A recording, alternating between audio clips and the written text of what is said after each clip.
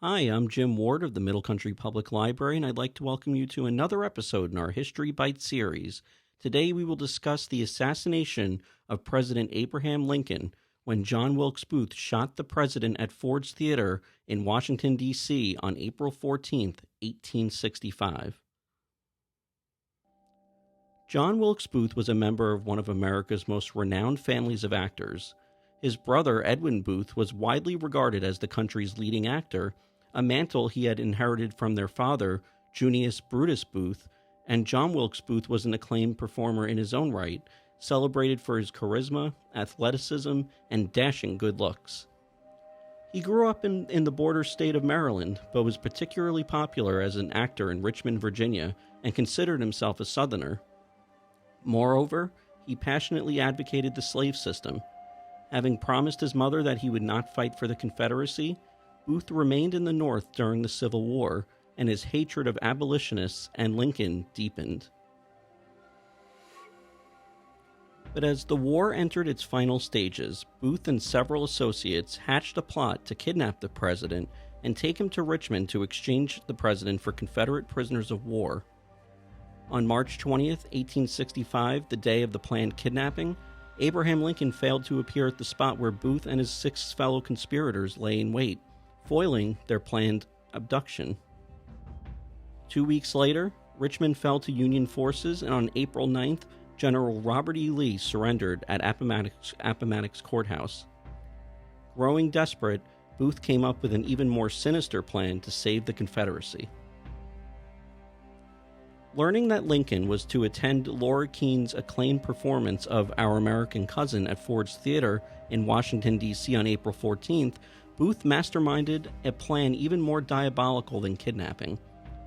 He and his co-conspirators believed the simultaneous assassination of Lincoln, Vice President Andrew Johnson, and the Secretary of State William H. Seward, the president and 2 of his possible successors, would throw the U.S. government into disarray.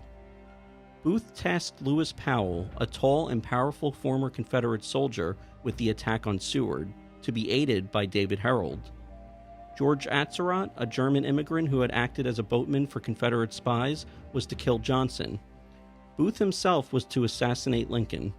All 3 attacks were to occur at the same time, about 10 p.m. that night.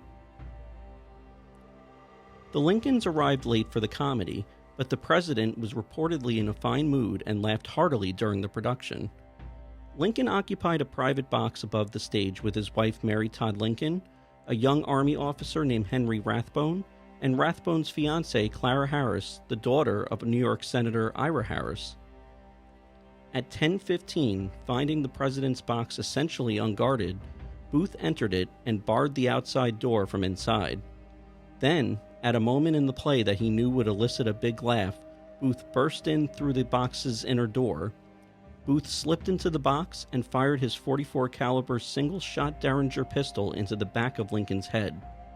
Mrs. Lincoln screamed as the president slumped forward. After stabbing Rathbone, who immediately rushed at him, in the shoulder, Booth leapt onto the stage and shouted, "Sic semper tyrannis," thus ever to tyrants, the Virginia state motto. At first, the crowd interpreted the unfolding drama as part of the production, but a scream from the First Lady told them otherwise. Although Booth broke his leg in the fall, he managed to leave the theater and escape from Washington on horseback. A 23-year-old doctor named Charles Leal was in the audience and hastened to the presidential box immediately upon hearing the shot and Mary Lincoln's scream. He found the president slumped in his chair, paralyzed and struggling to breathe. It was felt that the president should not be moved far, so he was taken across the street to the house of William Peterson, who rented extra rooms to lodgers. In one of those rooms, Lincoln was laid diagonally across a bed for which he was otherwise too tall. Doctors had little hope that the unconscious Lincoln would recover, and throughout the night, the various cabinet members, officials, and physicians kept vigil in the small room. Mary Lincoln grieved hysterically. Finally, Lincoln was pronounced dead at 7:22 a.m. on April 15, 1865, at the age of 56. Secretary of War Edwin Stanton was heard to exclaim, Now he belongs to the ages. On April 18th, Lincoln's body was carried to the Capitol Rotunda to lay in state. 3 days later, his remains were boarded onto a train that conveyed him to Springfield, Illinois, where he had lived before becoming president. Tens of thousands of Americans lined the railroad route and paid their respects to their fallen leader during the train's solemn progression through the North. Lincoln and his son William Wallace Lincoln, Willie, who died in the White House of typhoid fever in 1862, were interred on May 4, 1865 at Oak Ridge Cemetery near Springfield. Mary Todd Lincoln was so devastated that she took to her bed for weeks and missed the funeral. As for the perpetrators, the fleeing Booth had his leg treated in Maryland by Dr. Samuel Mudd, who would later be convicted of conspiracy, though his descendants waged a protracted battle to prove his innocence. While a massive manhunt fueled by a $100,000 reward filled the countryside surrounding Washington with troops and other searchers, Booth and Herold, aided by a Confederate sympathizer, hid for days in a thicket of trees near the Zacchaeus Swamp in Maryland. While hiding, Booth kept a diary in which he recorded his astonishment at the almost universal condemnation of his actions. He had expected to be heralded as a hero. Having undertaken further efforts to escape, Booth and Herold were tracked down by federal troops on April 26th at a farm in Virginia near the Rappahannock River. There, Herold surrendered before the barn in which he and Booth were hiding was set aflame. Refusing to surrender, Booth was shot by a soldier and died shortly thereafter. Right before he died, he reportedly put his hands in front of his face and said his last words, "Useless, useless." 8 conspirators were tried by a military commission for Lincoln's murder. Several of them had participated in the plot to kidnap Lincoln, but were less clearly involved in the assassination attempt. Herold, Powell, Atzerodt, and Mary Surratt, who ran a boarding house in Washington frequented by members of the Confederate underground, were found guilty and hanged.